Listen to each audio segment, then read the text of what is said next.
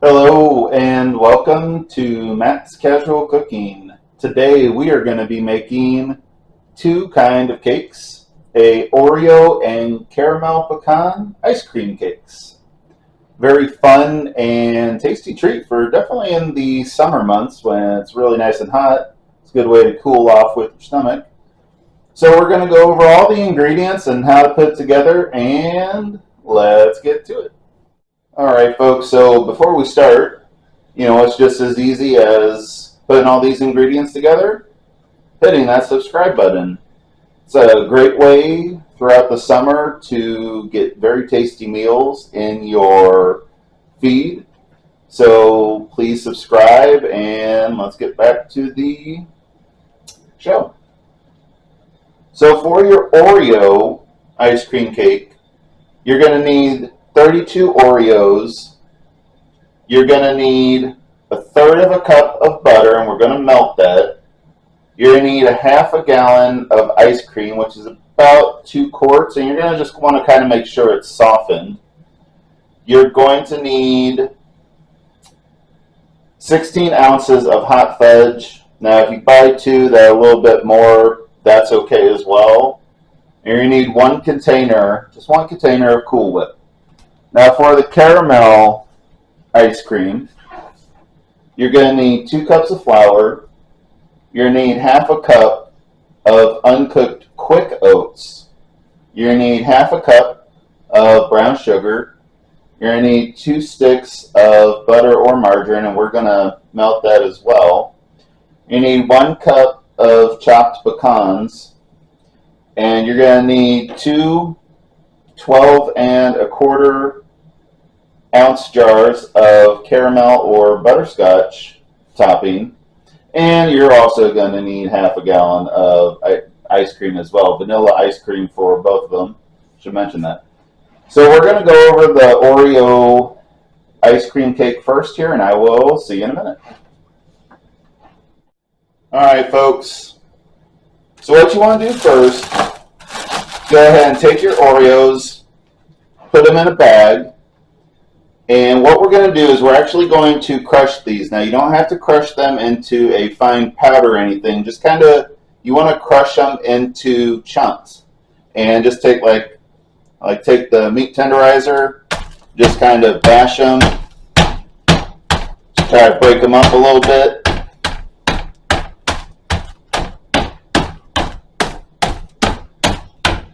Now once you get them to your desired consistency, go ahead and put them in a bowl and start melting your butter, and we will go from there.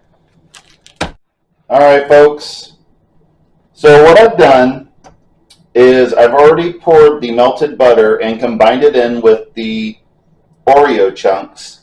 And what you want to do is get out a 9x13, or if you have a 10x14 pan, that would work a little bit better for this, but this is what we got.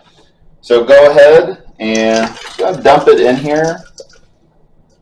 Let's make sure we get everything we can. And so go ahead, just take whatever you're using and just smash it down. Just press it down into the bottom of the pan. Doesn't have to be perfect. Okay, so what we do want to do now is get out your ice cream, and all we're going to do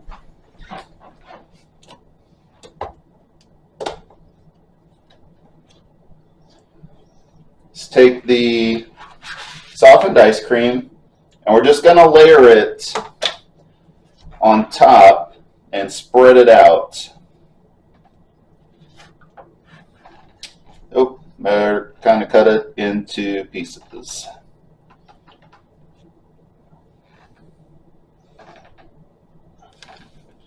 Just kind of press it out. Okay.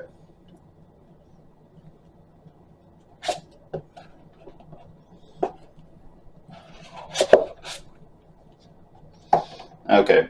Now all you're going to do is just kind of, now if you need to let it soften here a little bit, you can, but all you're going to do is just press it till it's flat and the whole area is covered. So go ahead and do that, and we will move on to the next portion. All right, folks. So our next step is with the fudge. What you want to do is you want to go ahead and heat it up till it's nice and kind of liquidy. And all we're going to do is you're just going to want to pour it over the ice cream.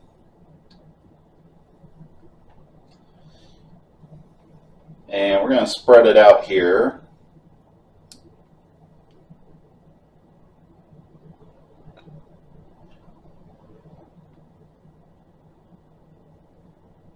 Just kind of make sure you get as much as you can.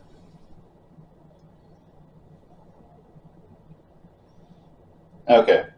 I want to keep doing that. So go ahead, just kind of spread it out. Now it's going to start to cool pretty quickly with the ice cream.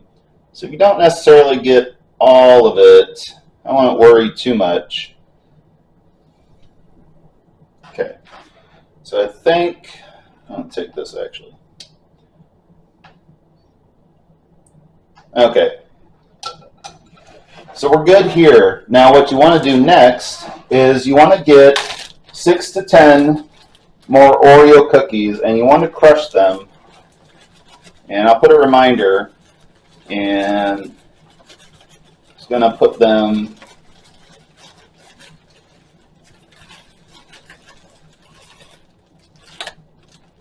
awkwardly in just maybe like 1 or 2 places. Okay, just kind of spread it out a little bit. Okay, we've got a nice big chunk there. Now, for the fun last step, take your Cool Whip, or whipped topping as this one is, and it's going to kind of spread it around.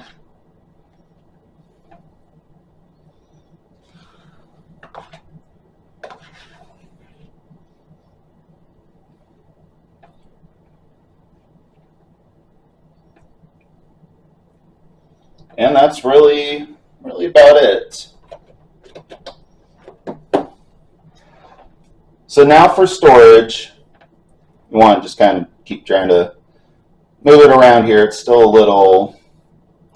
being a little not friendly right now. Okay. So what you want to do is for storage is we're going to set this in the freezer for 24 hours before you serve, and that's all we got to do. So we're going to move on to the caramel one here in just a second.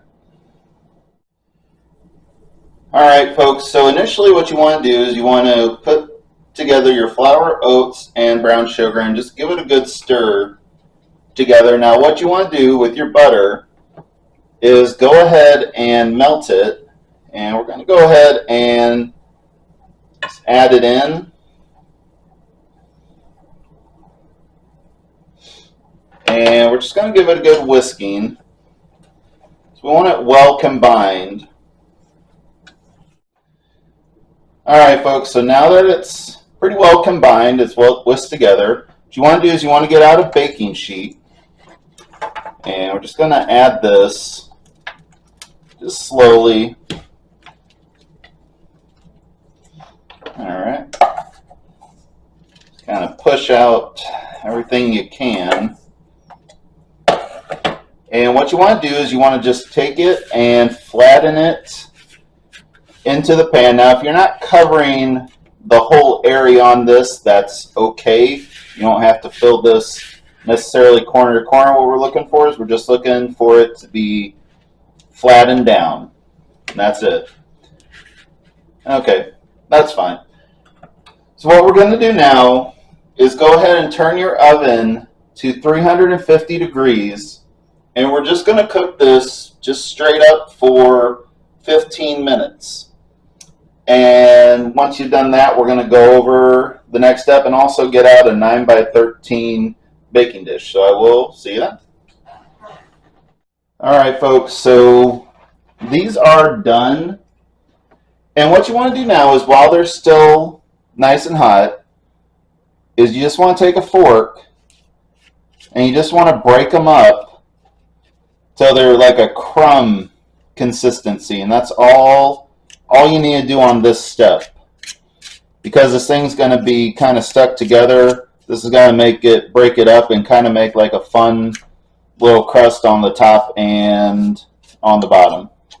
So go ahead, and what we're going to do is we're just going to give it a couple minutes to really kind of cool down, and then we're going to move on to the next step. So I will see you then. All right, folks. Now in your 9x13 pan, what I've already done is you want to take half of your cooked mixture, and you just want to put it in there. And you don't necessarily have to cover the whole bottom, but just take a spatula or something, just kind of press it down, just kind of make it nice. That's really all you got to do. Now, what we are going to do is take one of your jars of either caramel or butterscotch, and we're just going to add it into the bottom.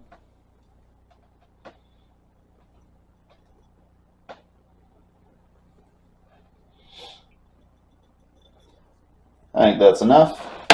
Now, we're going to take the ice cream and we're going to put it in there now. So just like with the Oreo, and add it in.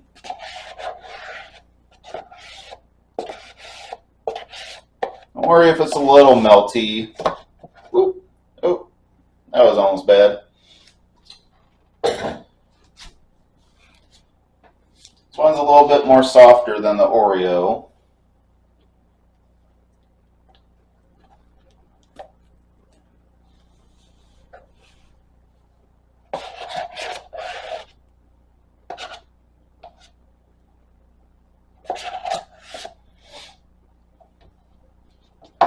And just press it out. And just kind of, again, just kind of push it side to side to make sure everything gets in there.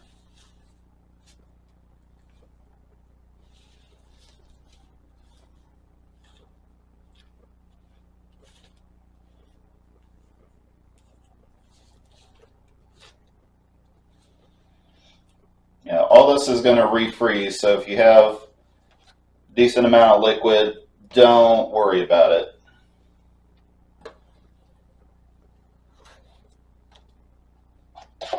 And try to get a little bit more out of here.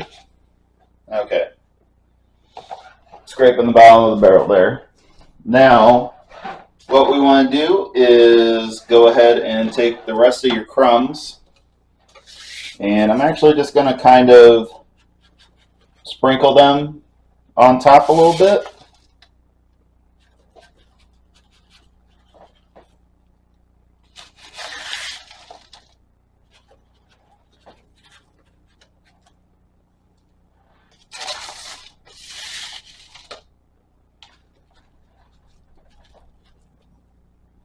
Okay.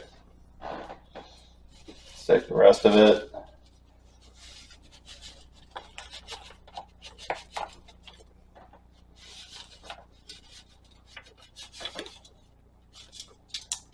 Alright, got some stuff to clean up here. That needs to get tossed. Okay, now, just for the last of your caramel,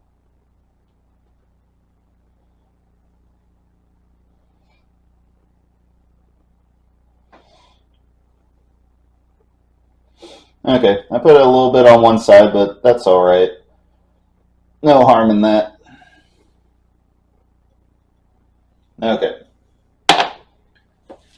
Now for storage for this though, just do it overnight for at least I'd say 8 to 12 hours before you serve this to help it firm up. So I will see you here at the end in a second.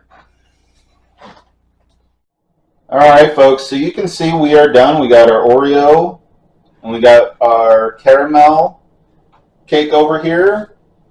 Now, these are really good, like I said in the opening, especially this time of year when it's super hot outside and you want something kind of nice and cool to eat. And this is going to be a favorite of your friends and family if when you take it to like a barbecue or just a get together. So if you enjoyed making this recipe today, like, subscribe, share. Please leave a comment below. I want to know what you think of these. And again, thanks for watching, and come back next week for another fun food journey with me. So I will see you then.